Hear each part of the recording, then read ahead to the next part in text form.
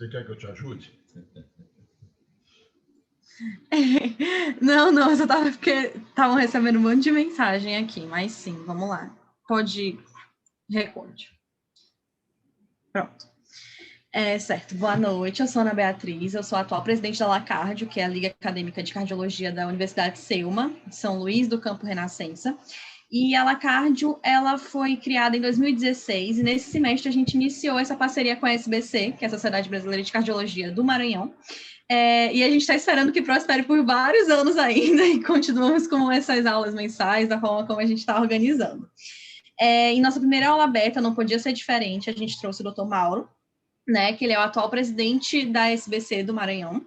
E o Dr. Mauro, ele é cardiologista, intervencionista, especialista em cardiologia pela SBC-AMB, membro titular da Sociedade Brasileira de Cardiologia Intervencionista. De antemão, a LACARDIO agradece imensamente por o senhor ter aceitado esse convite, por estar aqui.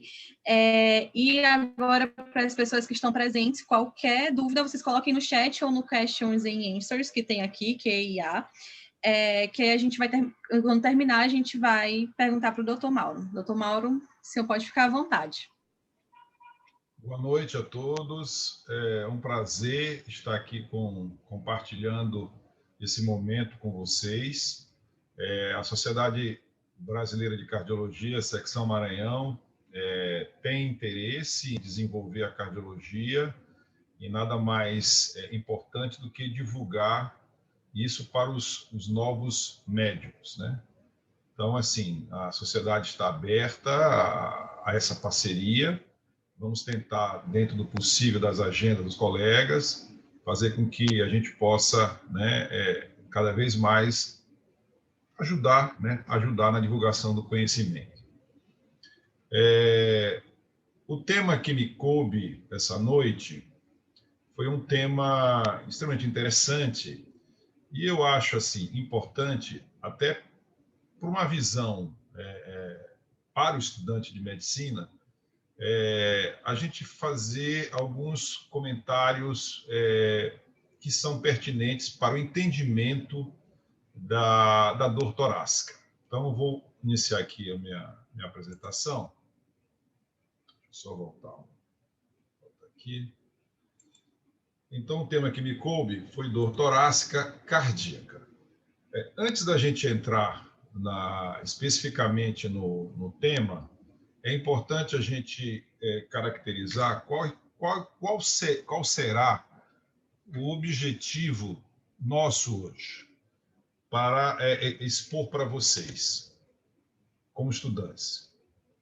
Que vocês, ao final dessa apresentação, consigam diferenciar os tipos de dor torácica, bem como reconhecer a importância do quadro de dor torácica na prática clínica, compreender a importância do diagnóstico precoce das afecções que cursam com dor torácica e da importância das unidades de dor torácica nas emergências, nas unidades de emergência. E muito importante, conhecer as patologias que cursam com dor torácica e que estão associadas com risco iminente de morte. O que seria dor? A definição de dor da International Association of Study of Pain, ela define a dor como uma desagradável experiência sensorial e emocional associada a uma lesão tecidual já existente ou em potencial existência. A dor, ela varia de indivíduo para indivíduo. Então, o limiar da dor é diferente para cada indivíduo. Isso é importante a gente saber. Por que sentimos dor? A dor é um mecanismo básico de defesa do organismo. Ela estimula a retirada de um objeto que está te afligindo, ensina o organismo a evitar tais objetos ou tais agressões e impõe limite ao corpo. Então, a dor é um mecanismo de defesa. Toda vez que sentimos dor, é porque está acontecendo alguma coisa de errado com o organismo. Isso é muito importante porque a gente precisa valorizar a dor. Quais são os mecanismos envolvidos na dor? São múltiplos, desde mecanismos através de substâncias, serotonina, bradicinina, histamina, adenosina, envolve o neocórtex, o tálamo, a medula, o sistema nervoso simpático. Então, a dor, ela tem vários mecanismos. O que é importante quando você está diante de um paciente com dor? Quais são as questões que nós precisamos nos ater? Quando você estuda semiologia, você aprende que existem 10 características que são levadas em consideração na sua anamnese que você deve ter em mente na avaliação da dor. A primeira é a localização. A segunda é a irradiação da dor. A terceira, qualidade ou caráter dessa dor, intensidade da dor, duração, como ela evolui, se ela tem relação com alguma função orgânica, quais são os seus fatores desencadeantes ou agravantes, quais são os seus fatores atenuantes e se existem manifestações concomitantes à dor. Por que isso é importante? Porque, às vezes, somente com a anamnese, em algumas situações, você consegue fazer o diagnóstico clínico, avaliando esses parâmetros. Localização. Por que é importante a gente saber a localização? Porque a localização direciona para o diagnóstico. Se aquele indivíduo diz para você que ele está com uma dor torácica, você, obviamente, já foca em determinados diagnósticos. A irradiação. É importante saber para qual é o trajeto da raiz nervosa essa dor leva. Se irradia para o membro superior esquerdo, se irradia para o membro superior direito, se irradia para o dorso, se irradia para a região cervical. Tudo isso é importante na análise da dor. Outro ponto importante é a qualidade ou caráter da dor. Se essa dor é latejante ou pulsátil, em queimação, constrictiva, em aperto, pontada, tudo isso nos ajuda no diagnóstico. A intensidade dessa dor, ela é leve, moderada, importante, é uma dor excruciante, uma dor intensa, mas isso varia, como eu falei anteriormente, varia de acordo com o indivíduo. A duração da dor é uma duração aguda de poucos minutos, poucas horas, ou é uma duração crônica de semanas, meses? A evolução, ela é de início súbito ou ela apareceu de maneira lenta, insidiosa? Quanto tempo da dor decorreu do início até o momento que você atende esse paciente? Então, tudo isso são características que se deve se levar em consideração no diagnóstico da dor. A relação com funções orgânicas. Se a localização da dor tem relação com algum órgão ou estrutura situado próximo da área da dor. Fatores desencadeantes, aqueles que estimulam ou pioram a dor. Fatores atenuantes, aqueles que aliviam a dor. Uso, por exemplo, de medicamentos, posição. E, finalmente, se existem manifestações concomitantes, que são, geralmente, manifestações do sistema nervoso autônomo, sudorese, palidez, mal-estar, náusea, vômitos, taquicardia. Todos são fatores que são levados em consideração para o diagnóstico etiológico de uma dor. Dito isso, nós vamos entrar especificamente no tema dor torácica. Por que é importante conhecer e entender a dor torácica? A dor torácica é um dos problemas mais comuns na clínica médica e uma das causas mais prevalentes de internação hospitalar. Nos Estados Unidos, de 3 a 6 milhões de atendimentos por ano de dor no peito acontecem em serviço de emergência. Desses, de 5 a 10% dos pacientes que internam em atendimento de emergência são devidos à dor torácica, ou seja, de 300 a 600 mil pacientes ano. Destes 5 a 10%, em torno de 20 a 35% apresentam a causa mais prevalente de dor torácica, que é a síndrome coronariana aguda. Desses pacientes que se apresentam na emergência com dor torácica, de 10 a 15% apresentam infarto. De 2 a 5% são liberados erroneamente sem diagnóstico. E isso é muito importante, porque dos pacientes que você atende na emergência com dor torácica e você não reconhece a gravidade do quadro, desses 2 a 5%, em torno de 25% morrem. Em virtude disso, em 1982, foi instituído os protocolos de unidade de dor torácica, com o objetivo de melhorar esse atendimento. Como é que nós fazemos o diagnóstico? O diagnóstico clínico, ele baseia-se nos sintomas, nos sinais físicos, nas alterações laboratoriais, nos distúrbios fisiológicos, e aí você faz o diagnóstico etiológico. Então, é importante, quando você aborda um paciente com dor torácica, que você tenha essa noção.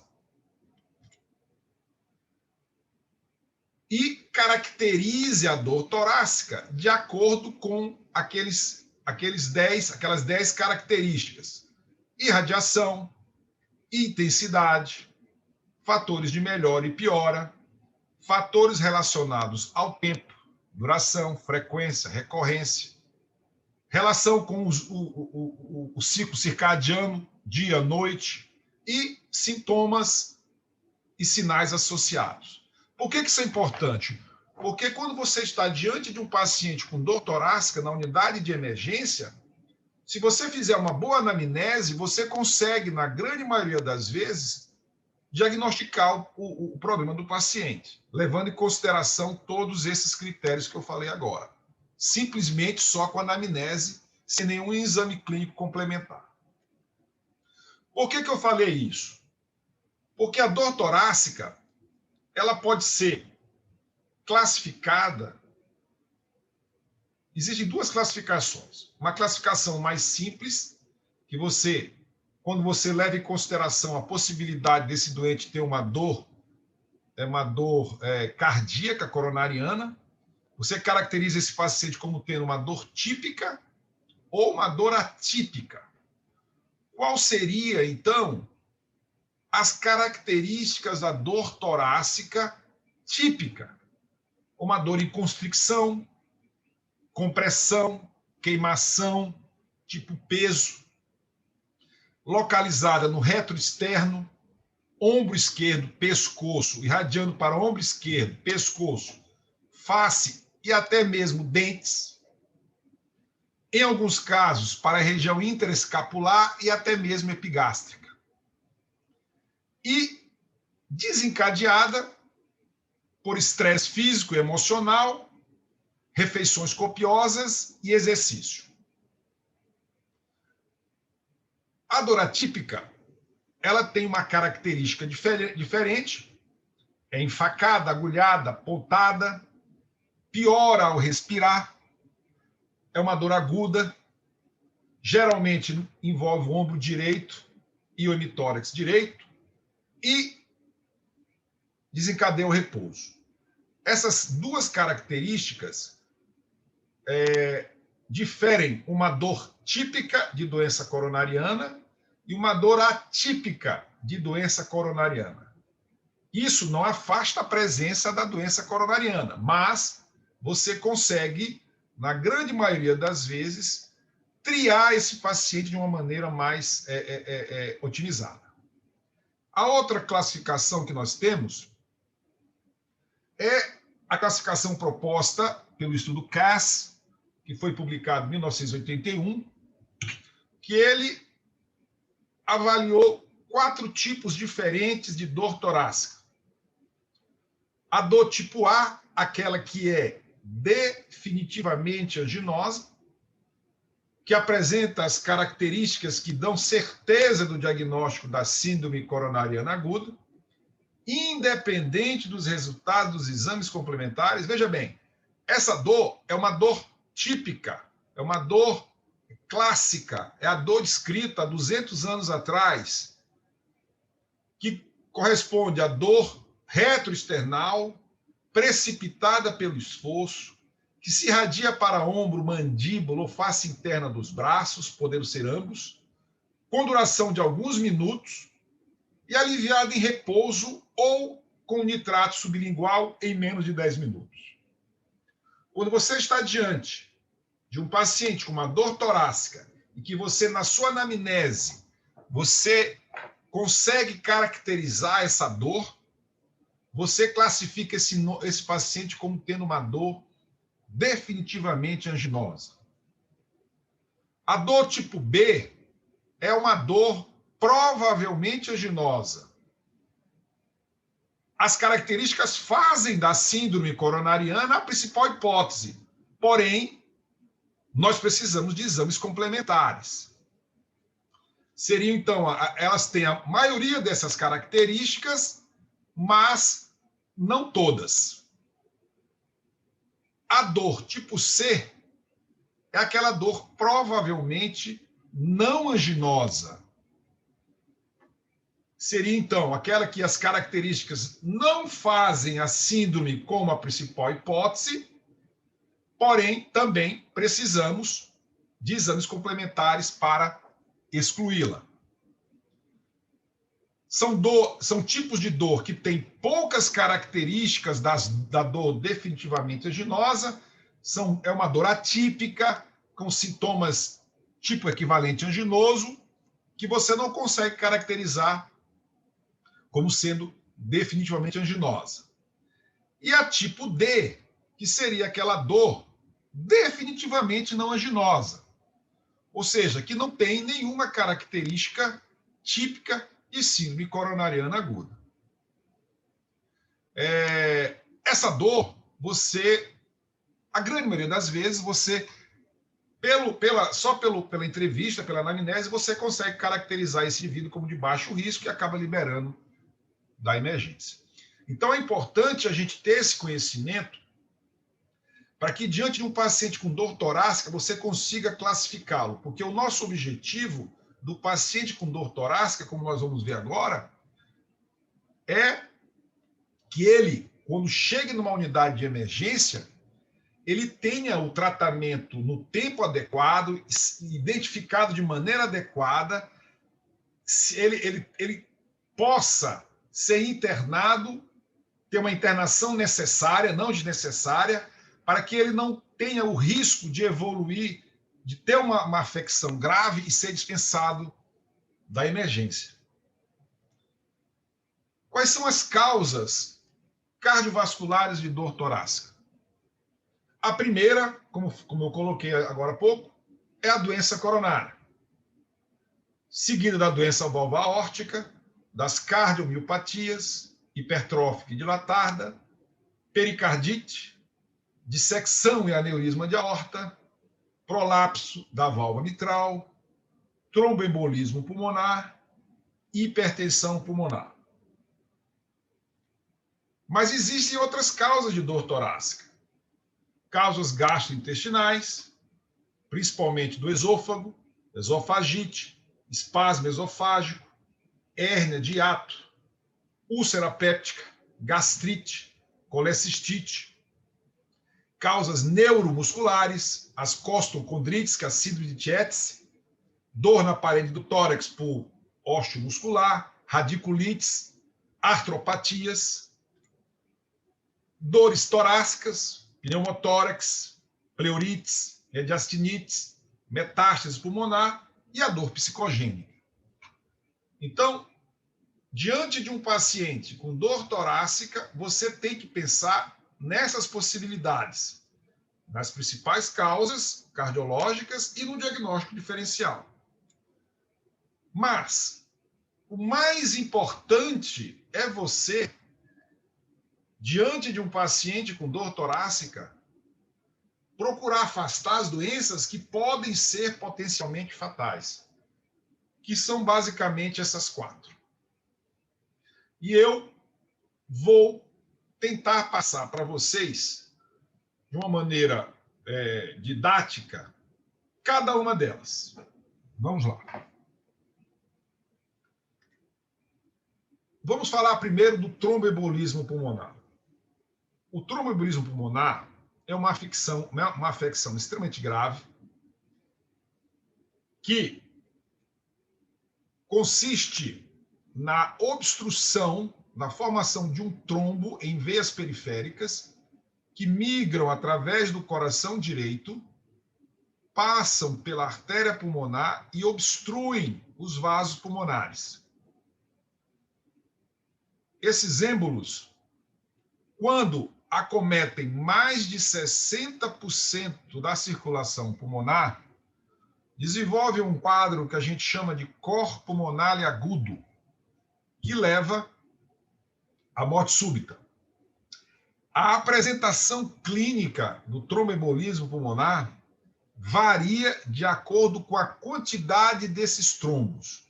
Então, você pode ter um espectro de apresentação clínica, desde uma dor torácica tipo pleurítica, seguido de hemoptose, até uma apresentação de morte súbita, no caso de um êmbolo, uma embolia maciça, obstruindo as artérias pulmonares. Portanto, os sintomas do tromboembolismo pulmonar, ele vai variar de acordo com a quantidade de êmbolos.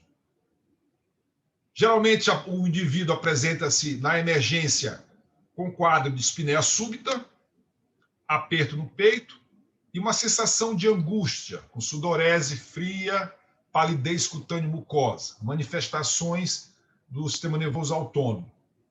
A dor torácica tipo pleurítica, que piora com a respiração, hemoptise pode acontecer e, dependendo da gravidade, taquicardia, cianose e sinais de cor pulmonar agudo. A embolia pulmonar, ela é ocasionada por, geralmente, trombos formados nas veias das pernas em pacientes submetidos recentemente a cirurgias ginecológicas, ortopédicas ou urológicas e em situações de imobilização prolongada e, mais recentemente, com o Covid. O que leva à formação do trombo é a associação de imobilização, lesão vascular e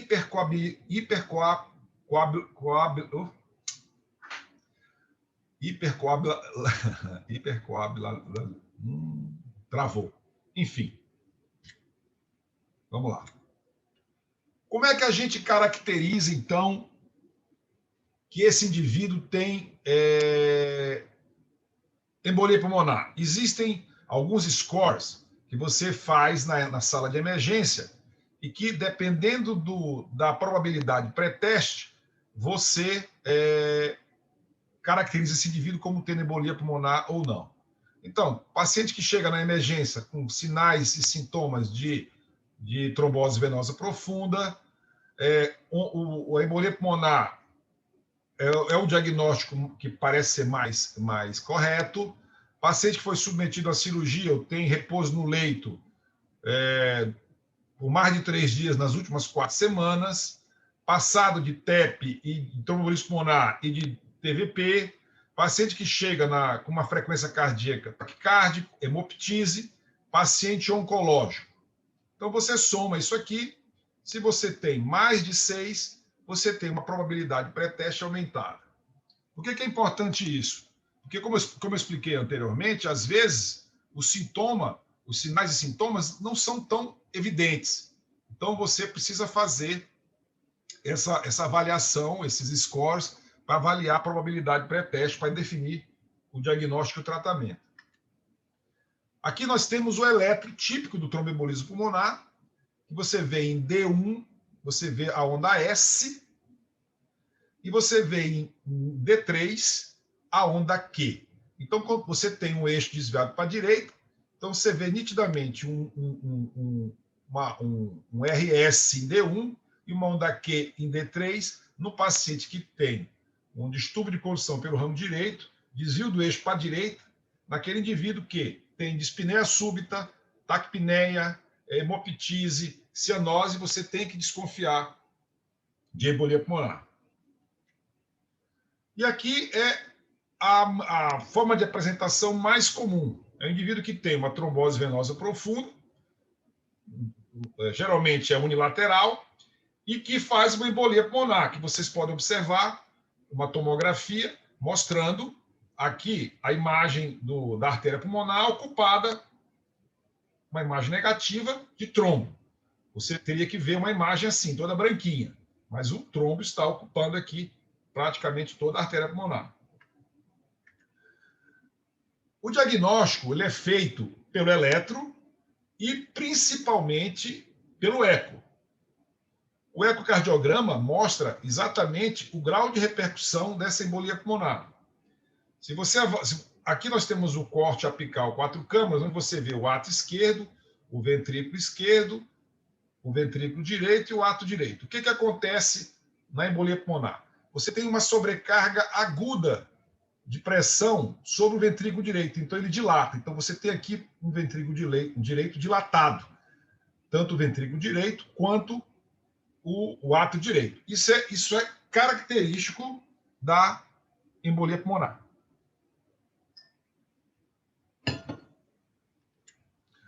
E aqui, novamente, para ficar bem claro para vocês, o diagnóstico etiológico, a gente usa a tomografia, que você observa aqui o trombo na artéria pulmonar direita e o outro trombo na artéria pulmonar esquerda. Como, então, a gente maneja o tromboembolismo pulmonar?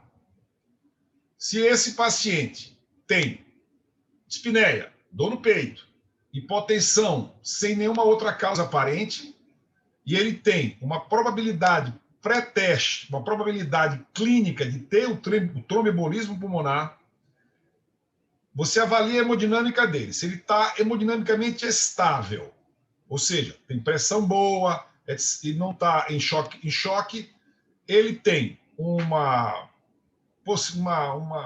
probabilidade pequena de ter embolia pulmonar, você dosa o dedímero. Se esse dedímero for normal, você exclui a embolia pulmonar. Se esse dedímero for elevado, você submete esse paciente a uma tomografia para fazer o diagnóstico etiológico. Da mesma maneira, se esse paciente está hemodinamicamente estável, tem uma probabilidade clínica alta de ter TEP, você imediatamente encaminha esse paciente para a tomografia e faz o diagnóstico ou exclui o diagnóstico. Por outro lado, se você está na sala de emergência, esse indivíduo chega com quadro clínico suspeito de tromboembolismo pulmonar e ele está hemodinamicamente instável, porém não é um indivíduo que está em choque grave, você pode avaliar ele com uma tomografia. Se a tomografia não estiver disponível, você encaminha esse paciente para o eco transtorácico ou transesofágico, que vai mostrar aquilo que eu mostrei agora há pouco, que é a disfunção do ventrículo direito, e aí você vai confirmar o embolismo pulmonar sem necessariamente passar pela tomografia. Tá certo?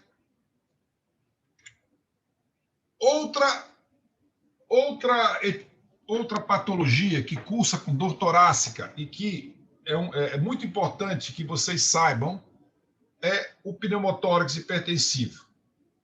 Quais são os sinais e sintomas do pneumotórax hipertensivo?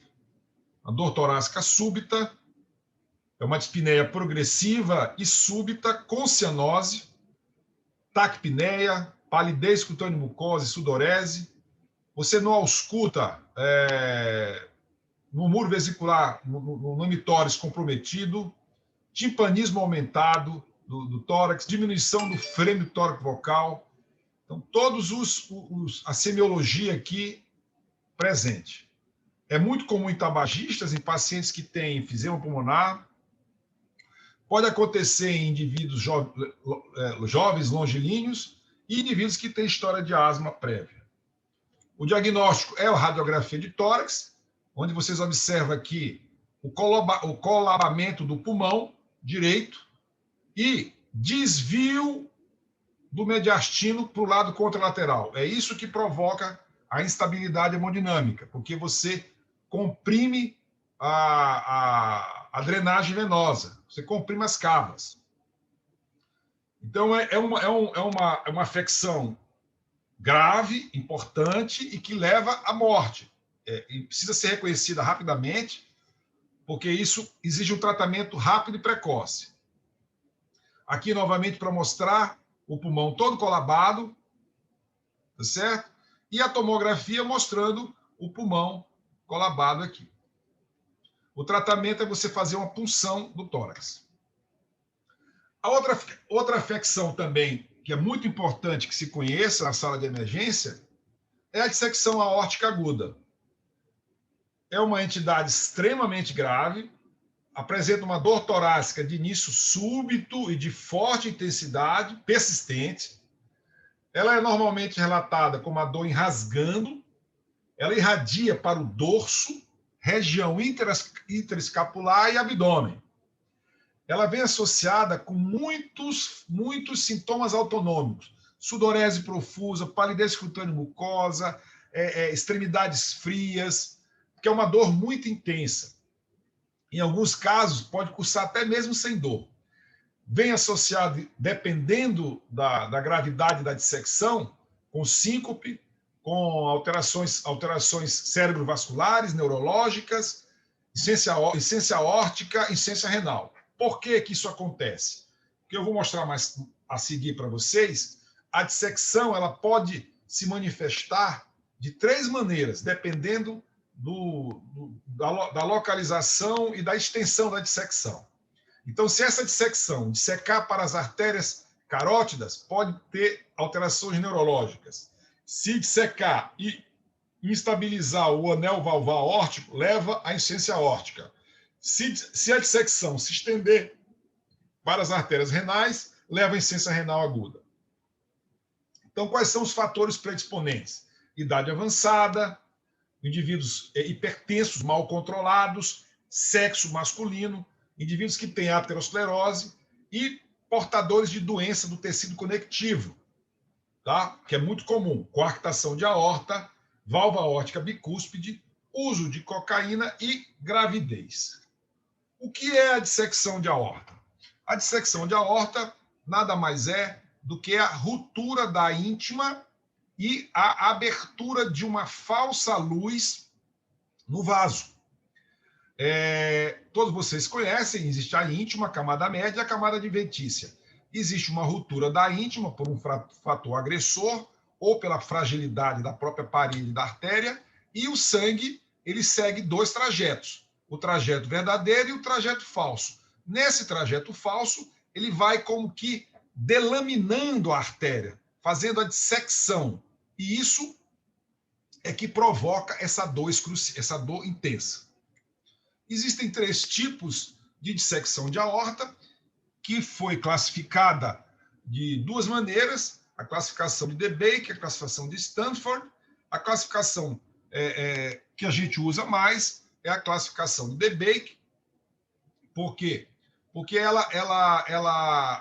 1 e 2, ela tem a origem, tem o início da dissecção na aorta ascendente, e a 2, A1, ela se estende até a aorta torácica descendente, e a 2 se restringe apenas à aorta ascendente.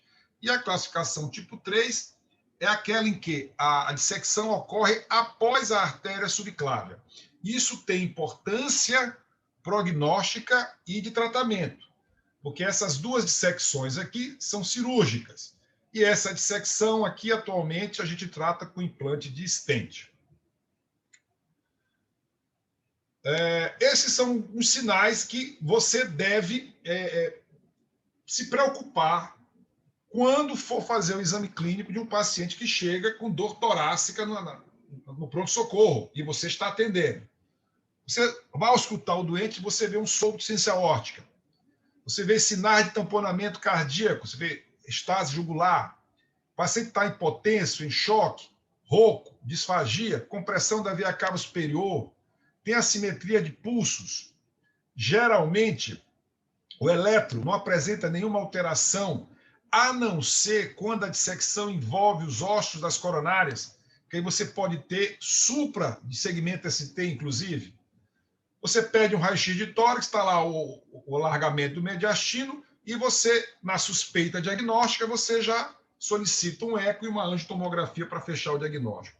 Então, aqui você vê, na emergência, paciente com dor torácica, importante, com irradiação para dorso, com sudorese, com palidez cutânea mucosa, você tem assimetria de pulso, pede um raio-x de tórax. Se tiver alargamento mediastino, alta probabilidade de dissecção de aorta.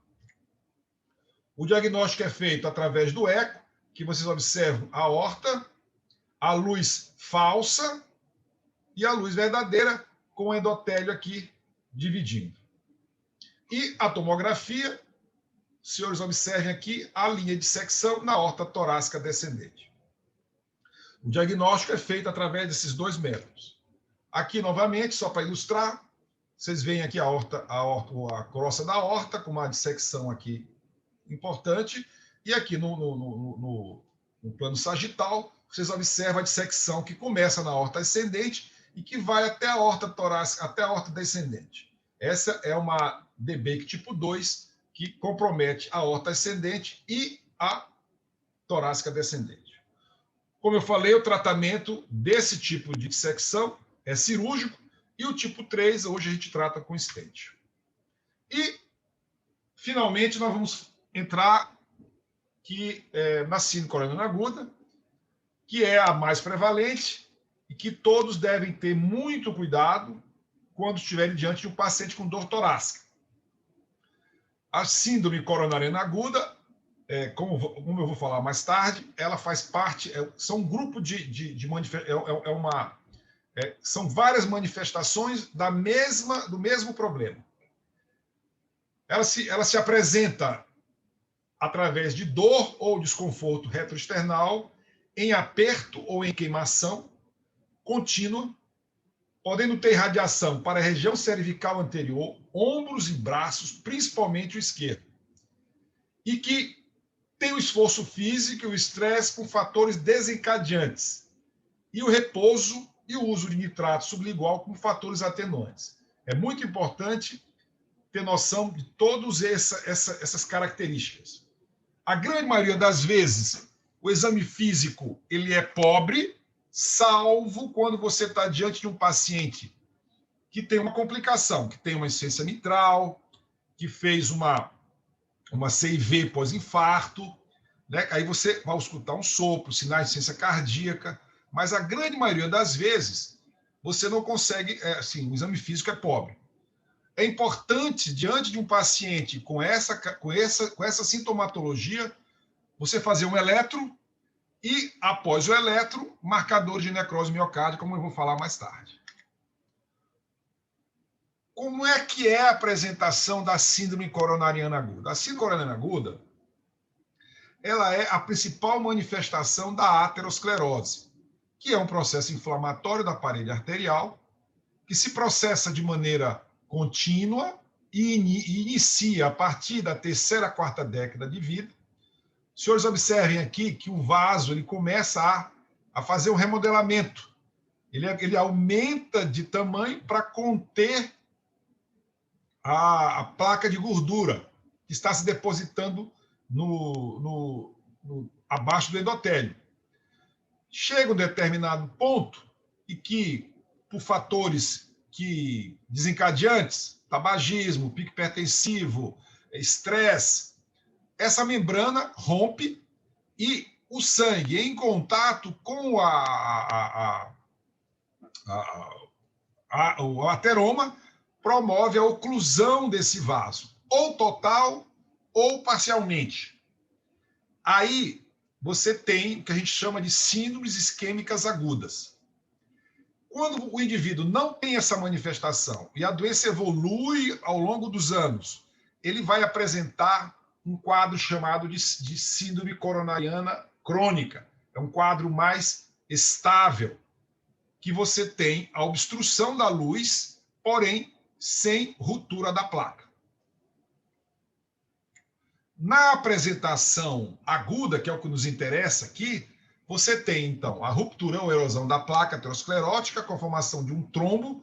Esse trombo ele pode ocluir totalmente o vaso, embolizar distalmente, ou pode ocluir parcialmente esse vaso. Daí várias formas de manifestação clínica das síndromes isquêmicas agudas, que eu vou falar mais tarde. Que é exatamente isso aqui. Você tem um indivíduo que chega na emergência com quadro de dor precórdia atípica, ele pode ter duas manifestações. Com o eletro mostrando elevação do segmento ST, quando você tem a elevação do segmento ST, quando você tem a oclusão total do vaso, você tem um infarto agudo do miocárdio, antigamente chamado de infarto Q. Quando você não tem a elevação do segmento ST, você tem duas formas de apresentação. O infarto sem elevação do segmento ST, antigamente chamado de infarto não Q, e a angina instável. O que vai diferenciar um do outro é que a angina instável não eleva enzimas, ou seja, não tem necrose miocárdica, e o infarto sem supra de ST, existe elevação de marcadores enzimáticos. Então, quando você está diante de um paciente que chega na emergência, uma suspeita de síndrome coronariana aguda, você tem uma dor definitivamente anginosa, você tem que dar prioridade a esse atendimento. Você precisa colher alguns dados da história, tempo do início dos sintomas, porque é importante que a gente vai ver no tratamento, quanto mais precoce você definir o tempo da dor, do início da dor, mais você vai ter condição de implementar um tratamento, por exemplo, no indivíduo que tem supra de ST. Se esse indivíduo chega com menos de 6 horas, ele tem um atendimento, ele tem uma logística de atendimento diferente. Padrão da dor: aperto, peso, queimação, pontada, localização, intensidade, enfim, duração. Você faz uma anamnese para tentar caracterizar esse indivíduo.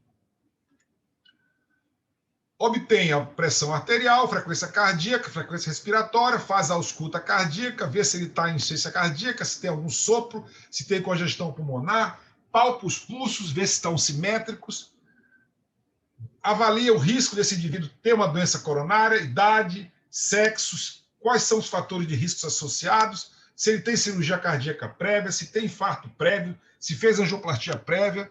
Então, você estima o risco desse indivíduo. E aí, após tudo isso, concomitante a tudo isso, você faz um eletro. Esse eletro é que vai justamente definir que caminho nós vamos seguir no tratamento desse paciente. Existem 3 possibilidades do eletro. Esse eletro tem um infarto agudo com supra do segmento ST, tem um infarto sem supra do segmento ST e tem um eletro normal ou quase normal. Existe uma quarta variante, que é o bloqueio de ramo esquerdo, que é uma coisa bem específica e eu preferi não comentar. Então, quando você tem um indivíduo com uma dor provavelmente anginosa, definitivamente anginosa, e que tem um eletro desse aqui, que você observa em D1, D3 e AVF, um supradesnível no segmento ST, com infra em V1 e V2, você tem aqui um infarto inferior clássico. Esse indivíduo ainda tem parede dorsal, ainda tem V6 e V5. Então, esse indivíduo não tem dúvida que ele tem um infarto com supra de ST. Esse indivíduo não precisa de mais nenhum exame. Esse indivíduo precisa saber, você fez a tua anamnese, você definiu que ele tem menos de 12 horas do início da dor, que ele está com os sinais vitais preservados, ele não está em choque cardiogênico. Esse indivíduo tem que ir ou para angioplastia primária ou para trombólise, para abrir essa artéria, que a artéria está fechada. Diferente desse paciente aqui, ele tem, o eletro dele tem uma alteração de repolarização, tem uma onda T positiva e negativa, que a gente chama de plus-minus, em parede anterior. Esse eletro é clássico, ele é sugestivo de suboclusão da artéria descendente anterior. Então, você está no pronto-socorro com um paciente com uma dor provavelmente ou definitivamente anginosa, com um eletro desse aqui, esse indivíduo tem uma síndrome isquêmica aguda de alto risco. A gente só não sabe se ele tem um infarto ou não, que vai ser definido através das enzimas. Mas esse paciente não pode sair do hospital, não pode sair da unidade doutorácica, ele tem que ser internado, tem que ser abordado, tem que ser medicado. E tem esse paciente que tem um eletro praticamente normal, mas tem uma dor provavelmente anginosa ou com suspeita, a dor típica. E aí? Esse paciente, você tem que levar em consideração a clínica. Então, esse paciente tem que ficar na observação na unidade doutorácica e colher as enzimas cardíacas. Portanto, meus amigos, é importante a gente ter noção de todas essas características. A dor torácica ela pode se manifestar no ponto de vista cardíaco, no ponto de vista vascular, no ponto de vista pulmonar, no ponto de vista gastrointestinal, músculo-esquelético, infeccioso, o herpes zoster, síndrome do pânico. Então, é importante que o médico tenha noção dessas características da dor. E, para terminar, eu gostaria de colocar à minha disposição, aqui são os locais onde eu trabalho no Hospital Universitário, da Presidente Dutra, no Carlo Maciel, no Procárdio, aos estudantes do SEUMA, para que possam, dentro do possível do nosso tempo, estamos à disposição para orientá-los em alguma solicitação. Obrigado.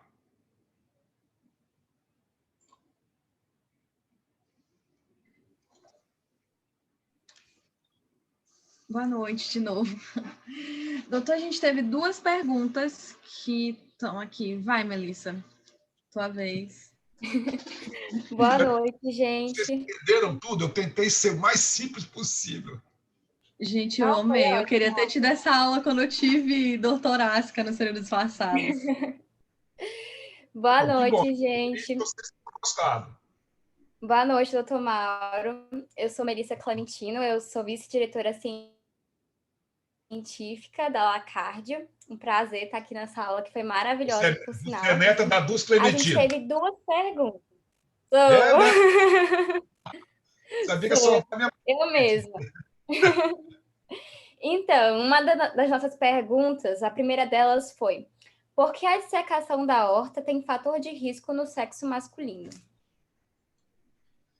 Então, o que acontece é o seguinte, o homem ele tem a prevalência da aterosclerose maior do que a mulher, né? Então, em virtude disso, o homem desenvolve mais aterosclerose e, por conseguinte, mais dissecção, entendeu? Eu estou olhando aqui qual a relação do COVID com o TEP. Existe o COVID é uma doença inflamatória viral, né? E ele provoca em determinadas pessoas uma reação inflamatória. E essa reação inflamatória, ela desencadeia trombose. Diferentemente da embolia pulmonar tradicional, que é um trombo que sobe A embolia pulmonar do COVID, ela é intrapulmonar, entendeu?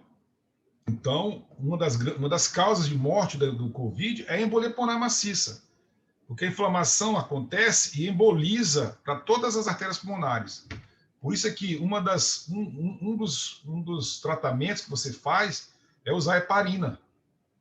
Você dosa o dedímero dos pacientes com COVID. Se esse dedímero estiver subindo muito, é um sinal de que ele está trombosando, e aí você faz a heparina para dissolver esse coágulo.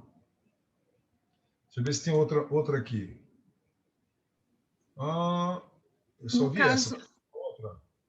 No caso, teve só uma outra pergunta que é em relação mais ao limite, né? Porque agora só estão aceitando 100 pessoas e a gente teve bem mais. Muita gente estava pedindo para participar. Eu e Melissa, a gente estava respondendo rapidão no Instagram. A gente agradece a presença de todos. E a gente, obviamente, vai tentar contornar esse problema nas próximas, porque a gente realmente estava desavisada. E a gente ficou até assim, meu Deus, queríamos muito que tivesse mais gente. Então, Beatriz, se eu imaginasse também que seria um número maior... A gente não tinha noção, nem a gente. Então, na próxima aula, a gente faz o link direto com o YouTube, porque aí fica aberto no YouTube para quem não conseguir entrar na sala de aula, tá? Porque geralmente dão umas 60, 70 pessoas, aí a gente realmente não tinha noção que ia dar mais do que 100, acho que ia dar umas 200 pessoas se a gente deixasse. Então, doutor... O mais importante, Ana e Melissa, é o seguinte: é importante vocês terem noção que a dor torácica ela é um diagnóstico extremamente clínico. Aqueles detalhes da anamnese, do exame físico, entendeu? Você caracterizar a dor, sabe? Perguntar para o paciente como é que é a dor, ela vai para onde, você sente além da dor, sente alguma outra coisa, você sente náusea, sente vômito, entendeu? Então, acho que isso é importante, porque quando você está diante de um paciente com dor torácica, você percebe nitidamente o sofrimento, porque a dor é muito importante, entendeu? Então, assim, essa mensagem que eu quero passar para vocês. Anamnese, converse com o doente, pesquise, tenha em mente aquele diagnóstico diferencial que eu falei. E o mais importante é ter noção dessas 4 afecções principais. Eu falei muito superficialmente, a gente não falou de tratamento, porque é uma coisa que não cabe agora.